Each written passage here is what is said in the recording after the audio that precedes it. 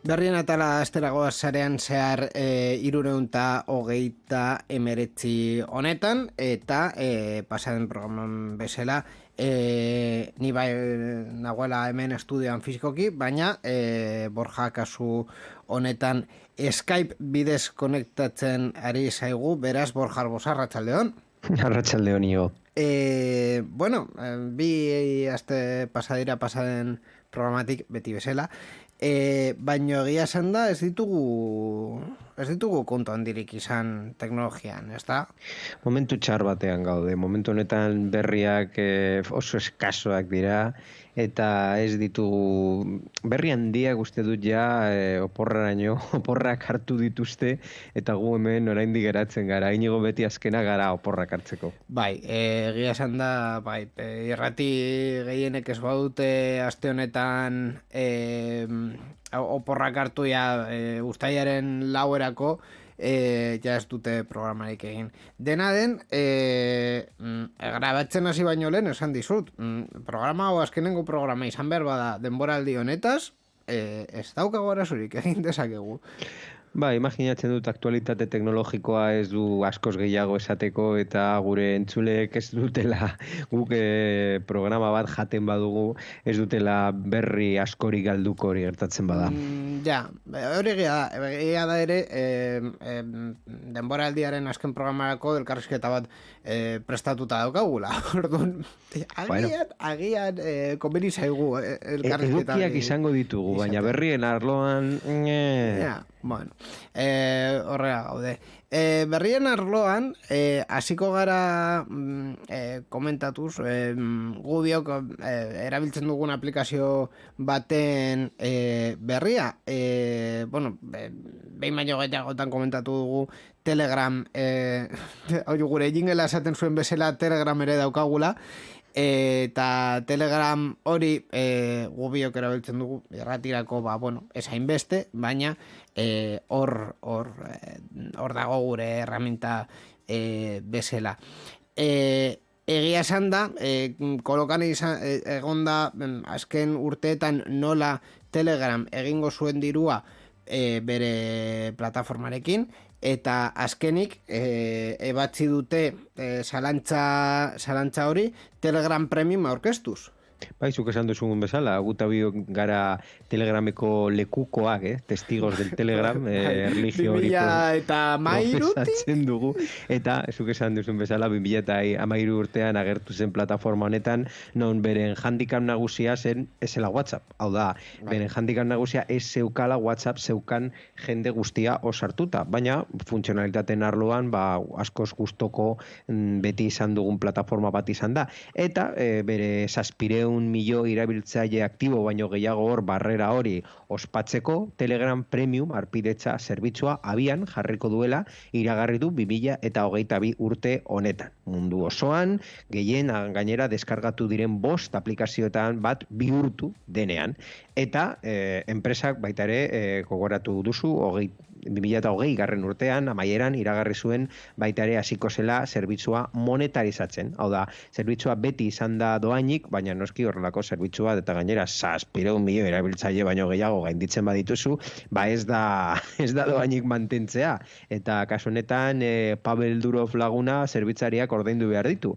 Orduan, horrelako zerbitzuak lehenik eta behin publizitate pizka bat, hau da, iragarki batzuk sartu ditu batez ere kanal publikoetan eta alde txatetan, baina erabiltzaile kopuru handia dauzkatenak, eta ja programa hau, funtzionalitate hau, Telegram Premium, prezio nahiko kompetitibo batean konparatzen badugu beste zerbitzu batekin, hau da, izango dira gutxi gora bera €4 hilero, prezio desberdina Androiden edo Appleen basaude, batez ere Apple komisioa kobratu behar duelako, eta hor dago desberdintasuna, Androidek ez duena kobratzen, Apple kobratzen du, eta horregatik prezioa da desberdina. Posik nago horrekin, oso posik nago horrekin, bai. Baina Telegram irabazten duena da berdina, €4 hilero, eta horrekin, hainbat funtzionalitate bereziak esan behar dugu, zeren Telegram jadanik bazeukan funtzionalitate guztiak doainik jarraitzen dute izaten. Hau da, beraiek hau pixka bat maneiatu dute lagundu nahi duten pertsonentzat, edo garapen nahiko handia atera nahi diotenentzako, baina batez ere hau da Patreon edo horrelako laguntza programa bat bezala, edo Wikipediako donazioak egin aldituzun bezala, plataformari eta sistemari eta software askea esan nahi baduzu komunitate hau sustatzeko laguntzeko. Claro.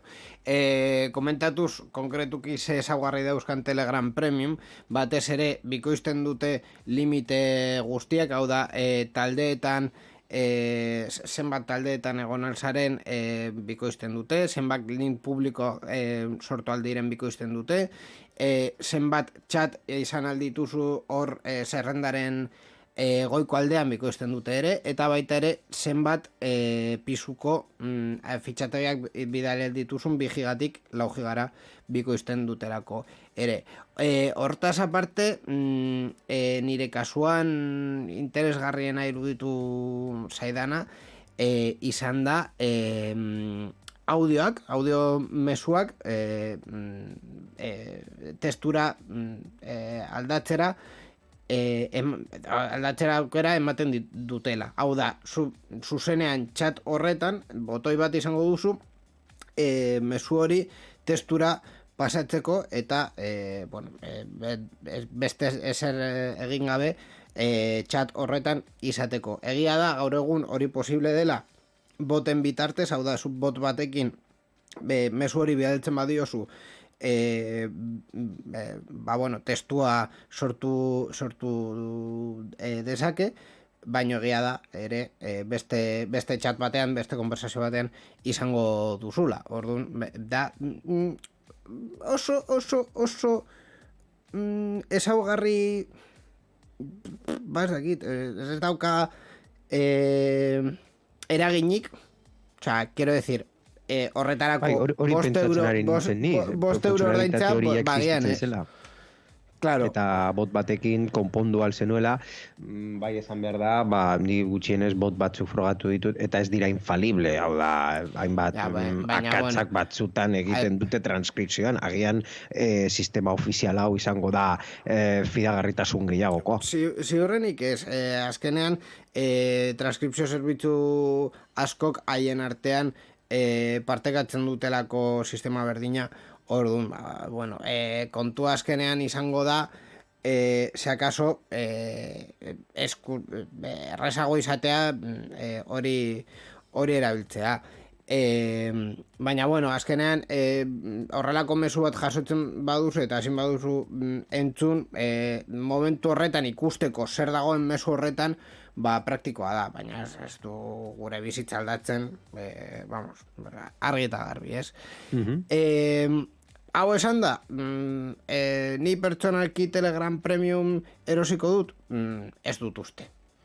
Ez da nik ere, baina esan dugun bezala, hau batez ere Telegram asko gustoko sistema hau eta komunitate hau asko gustoko duen pertsonentzako, eta pixka bat lagundu nahi dituztenentzat sistema hori mantentzea, eta ikusiko dugu nola jarraitzen duen sistema hau. Azkenean, esan dut, Wikipedia beren donazioekin, uste dute aldi askotan ikusi dugula Wikipedian sartzerakoan, kanpaina bat egiten dugu pixkat gehiago dirua lortzeko, eta zerbitzariak ordaintzeko, eta plataforma independiente hori bezala mantentzeko, eta lortzen dute, hor jarraitzen dute. Horrela da.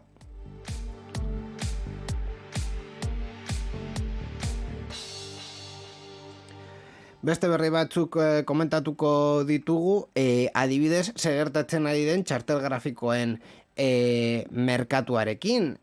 Kripto txamponen edo kriptodivisen mehatxariek dirudienez gutxika merkatutik ateratzen ari direlako, gaur egun ez delako hain errentagarria, eta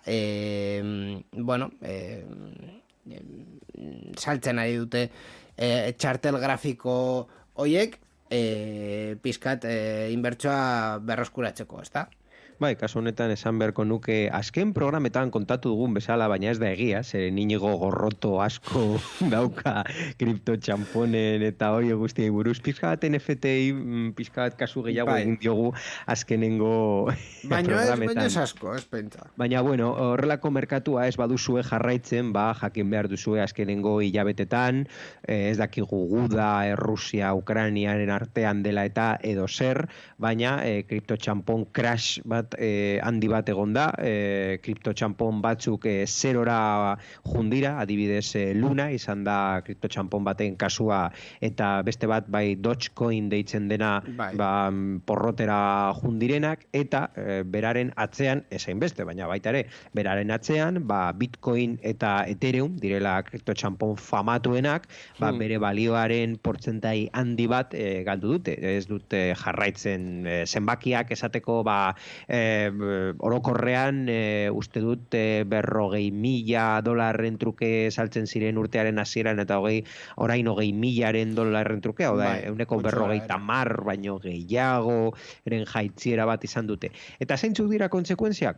Kasu honetan, kriptodibisa mehatzariak deitzen diren pertsonak, hau da, kriptodibisak lortzeko erosi ez, baina mehatzari sistemak erabiltzen zituzten txartel grafikoekin, zergatik txartel grafikoekin, beraien potentziagatik eta gaitasuna erabiltzen dituzten kalkulo komplexuak egiteko, eta horrela egiten zen kriptodibisa mehatzaritza.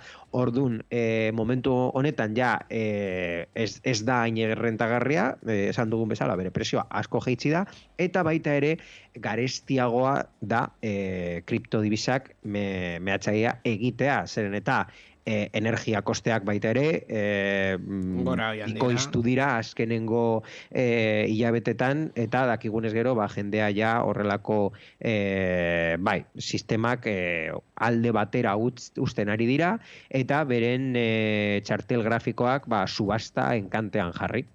Eta, bueno, ikusiko dugu orain ze prezioan salduko dituzte. Noski prezio basuan, baina zein basuan. Claro, azkenean bi kontu daude hemen. Alde batetik balore guztiak porrotara joan direla, burtsa baloreak ere, esan behar dizuet. Beste partetik, ese prezioan salduko den horrelako materiala txartel grafikoak merke, baina esain merke, eta kontuz, kasu batzutan, merke izan daitekelako txartelak nahiko erabilita eta nahiko kaskar daudelako. Orduan, kontu handiz erosi behar dira horrelako piezak, ez ustekabekorik ez izateko, ez.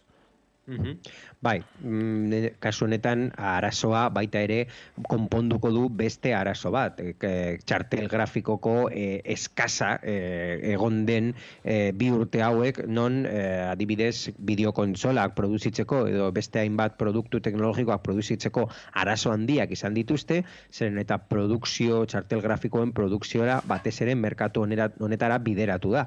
Orduan, espero dugu urrengo hilabetetan adibidez PlayStation 5 edo Steam Deck izen direla bi produktu oso famatuak bideojokoen arloan, eta bere stok sistema beti basuan egon mantendu direnak, hobetzea. Hori espero dugu ere, eta orokorrean teknologiaren saleok izatea eskuragarri, nahi ditugun materialak eta nahi ditugun piezak diseinatu diren kontuetarako eta konkretuki grafikoak jokatzeko alba da.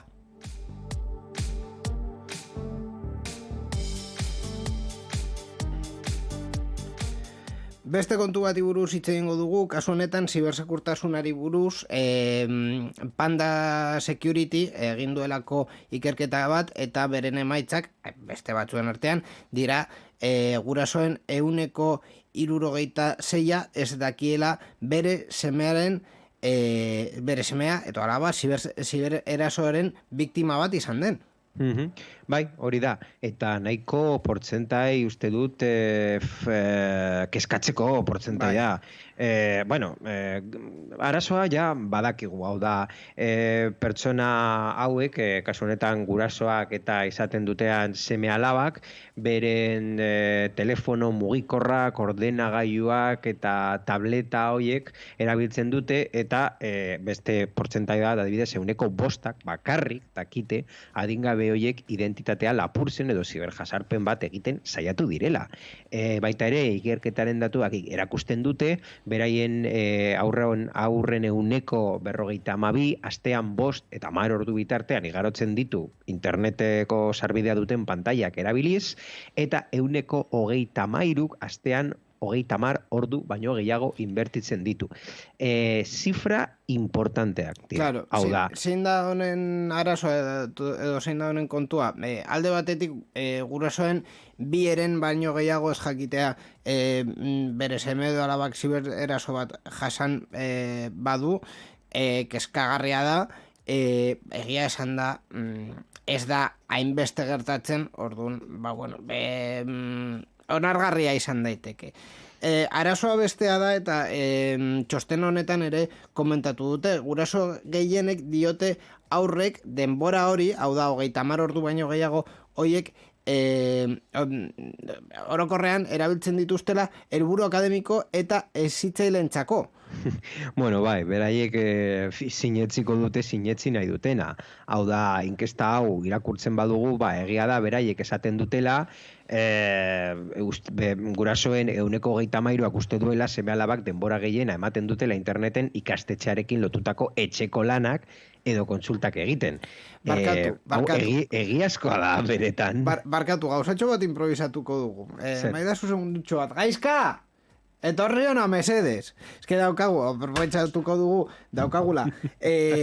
Gure konfidantzazko... Inkestari beste datu bat jarriko diogu. Bai, beste datu bat jarriko diogu. Daukagu gure tineilerra hemen. Tineilerra ikusten nahi diot, eta en fin. Tineilerrak 18 urte beteko ditu laster. Hori jarraitzen da tineiler izaten, 18 urte beteko dituela laster. Baina tineilerra izaten jarraitzen duzu. Ingelesez tineiler deitzen da tin palabran bukatzen badu bere zenbakia. 18 edo 19, 20 arte jarraitzen du tineiler izaten. Gure konfidentzazko tineilerra hemen daukagu, hitz egiten nahi dugu Panda Security egin duen txosten bati buruz, eta haien artean datu batzuk eman dituzte.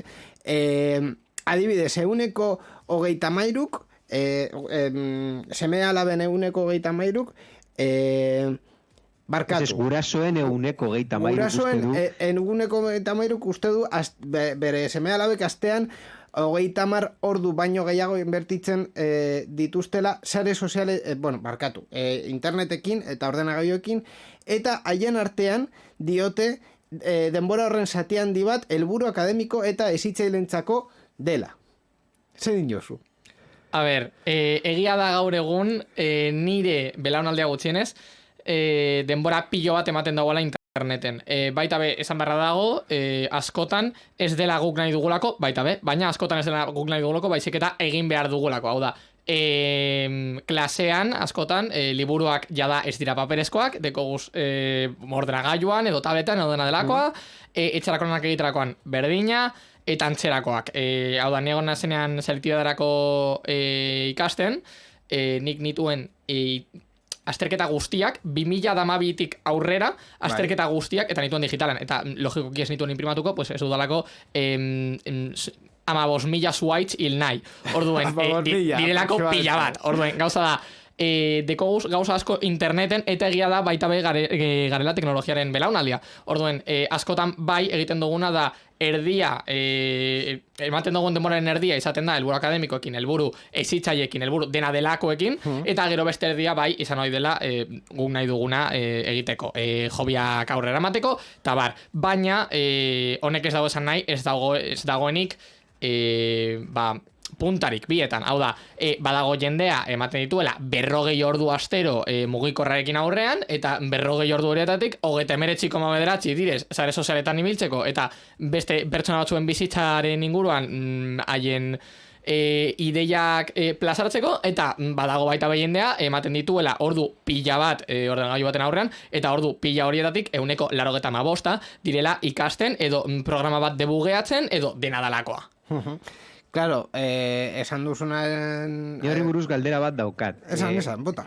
Benetan behar duzu internet, hau da, ordenagailua, bale, tableta, bale, baina internetekin zuen materialak ikusteko, hau da, PDF bat edo irakurtzeko, behar da internet. Ni esango dizut baiet, gainera beste kontu bat dela, eta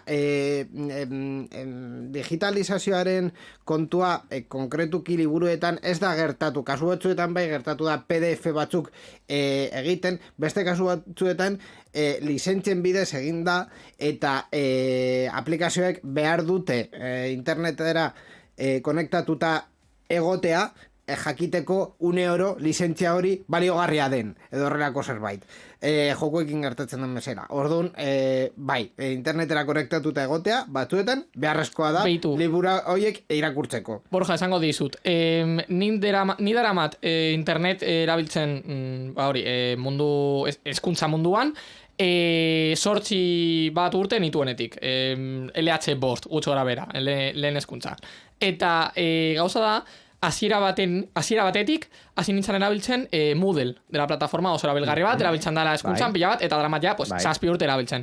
Eta Moodleen sartzeko, beti dekogu arazo bera. Ikastolako interneta izan hoi da, nahiko kaskarra esango dut, beste goza batez esatearren, eta azkenan gertatzen dana da, noizbait, sartu bargarela guztiok batera, dokumentu bat deskargatzera, bideo bat ikustera, dagolako hori igota, edo denalakoa, eta guztiak kolapsatzen dau. Azteko hori, bestalde batetik, baita be, notak ikusi nahi dituzula, edukamos, beste plataforma bat, interneten beharra bar dauana. Baita be, beste goza bat, zuleen agian, sinoazen lanen bat egitera, hau da, lan bat, proiektu bat edo, eta zu bibliotekan sartuta, hartzen zenituen nahi zenituen liburuak, hartu informazioa, eta bestea. Orain ja, claro, orain da, interneten bilatza denbora guztian, €1. Orduen behar dozu konexioa, bai, 195 kasuetan esango nuen nik. Gauza da, lehen agian, klasean gauzak egiteko edo PDF-ak behitzeko edo dena delakoa etxean edo agian erabilatzen nuen hori zegoen metodoa etxeko telefonoa deskonektatzearena eta jartzena ordenagailuari, bai, eta orduan etxeko telefonek ez zenuen, pues ez zenuelako ese momentuari buruz hitz egiten tal cual, ez zenuelako hainbesteko beharra, orduen agian zen internetera konektatzea 15 minutu zerbait deskargatzeko, eta pista, baina gaur egun ja nik uste dut edozein gaiuk behar dagoela internetera sarbidea gutxienez 195 kasuetan. Eta dago nahiko argi gertatu diren hainbat arazoen arabera azken urteotan ikusi dugulako, zehazki hori internet jausten dala edo zerbitzuren bat jausten dala eta aurrean daukagun gailua ez digula ezertarako balio. Bai, horregatik esaten duen ni, zeren eta horrelako bat gertatzen bada gutxienez liburuak PDF formatuan edo offline materialak izatea ondo egongo lirateke. Claro, nire kasuan nahiago dut izatez, paperean izatea, literalki, nahiago dut. Baina, claro, azkenean agian fizikoki, pues, ordenatzen duzu zure logela txarto, vale, guztia da logikoa eta komprensible eta daukagun adinari erreparatuta, logikoa, bai. Baina ordenatzea zure gailua txarto, asko zerrazagoa da logela txarto ordenatzea baino.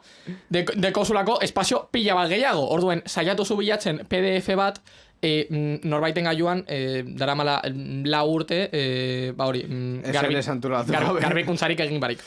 En fin. Sorte hon. Hori izan da gure nerabearen iritzia. Teenagerraren iritzia. Eskerrik asko, ez dakit programa honetan berriz gurekin egongo zaren, baina dena den. Zeuk badakizut, oiu bat bota eta hemen aukazu. Ados.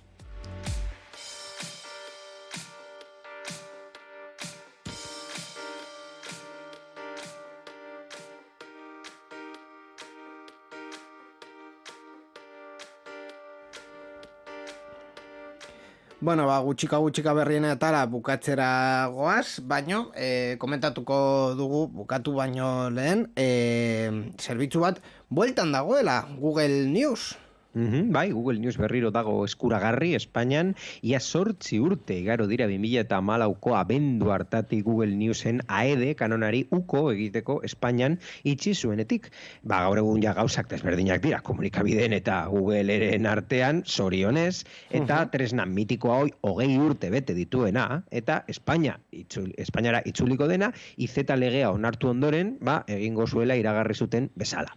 Jabetza intelektualaren legeanen erreforma eta copyrightaren Europako zuzentarauan transposizioa gertakari berri bat ireki dute, edabideen arteko harremanetan, haien albisteak erabiltzaileagatik konpentsazioa eskatzen baizuten, gogoratzen badugu kanon AED hori, eta Google azkenean ez die zuzenean legez ordaindu beharko, kasuz kasu negoziatzen ari diren arren, eta uneko akordioetara iristen ari diren arren, baina esan dugun bezala ez da behin-behineko gauza bat izango.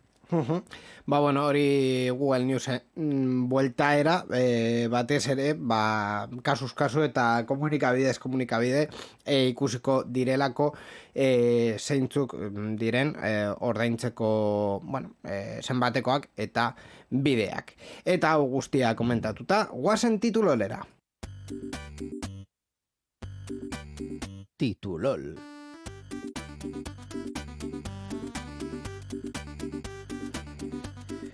Claro, Borja, titulon honetan arazo bat izan dezakegu. Azken egunetan ez dagoen ez hainbeste berri eta ez denez hainbeste gauza argitaratu. Ziurrenik daukasun berria tituloreako irakurri dut edo jakingo dut zein den. Baina, dena den, saiatuko gara nire barrea, aserrea edo negarra edo dena delakoa bilatzen. Aber, zer daukagun hemen? Izan leike inigo, baina, zure zoriontasunerako berri on bat ekarriko dizut, zeren Alejandra izango da gure titulolaren protagonista. Eta horregatik, Alejandra.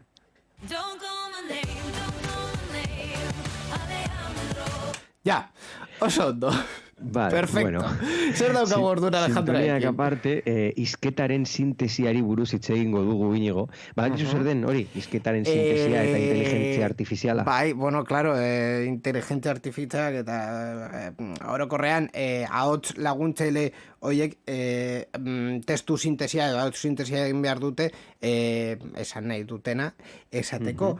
Kasu honetan Amazonen Alejandra.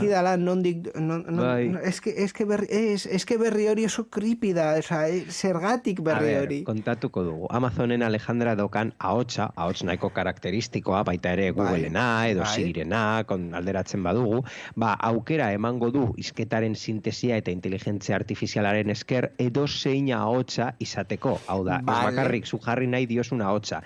Eta kasu honetan berri hau kontatzen du, zuk jarri aldiozula zure hildako amonaren ahotz. Zergatik ereru hori. Osea, esan dezakezu, ez dakit beste pertsona baten zure mutilaren edo zure neskaren ahotza jartzea beti hor egoteko eta baina zure amona hilda da buena. Hor dago pizka titulol, clickbait titulol bat delako. Hau da, pizka hor polemika bilatzen duena. Sistemaz dago gaizki, noski badago jendea nahi duena ahots personalizatu bat izatea eta hori ondo like, baina behitu nora jundira kasu honetan berri honetan. Ezin du gehiago, ezin du gehiago komunikabideekin. Zeuden eredu guztietatik hartu dute txarrena. Osea, utzi hilakoak bakean mesedez. Osea, de verdad, zer eredu jarri dezakegu, zure amora, hilda da buena. Venga, toma por culo, Ai, en fin. Atxeden bat behar dut, batez ere titulol hauek azkenean bere eragina daukaterako nire osasun mentalan. Osea, ezin dut gehiago, En fin, Borja, ez dakite eskerrak eman edo ez. Eskerrak emango dizut berri guztiak ekartzeagatik eta entzungo gara bihazte barru urrengo programan ja denboraldiaren azkena izango dena. Horrela izango da Inigo, eskerrik asko zuri eta entzule guztioi, urrengo programar arte.